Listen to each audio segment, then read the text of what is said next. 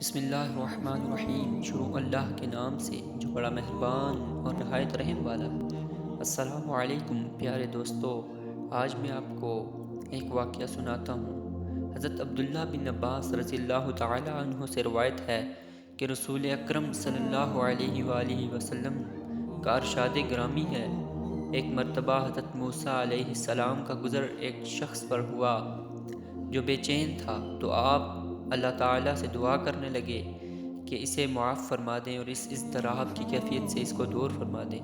تو آپ سے کہا گیا، اس کو جو تکلیف پہنچی ہے وہ ابلیس کا اس پر غلبہ نہیں، بلکہ اس نے اپنے آپ کو میرے لیے بھوکا رکھا ہے، اس کی وجہ سے اسے یہ تکلیف ہے جو آپ دیکھ رہے ہیں، اور میں ہر روز اسے کئی مرتبہ شفقت کی نگاہ سے دیکھتا ہوں، اور اسے کہیے کہ وہ آپ کے لیے دعا کرے، کیونکہ ہر دن میرے یہاں اس کی دعا قبول کی جاتی ہے۔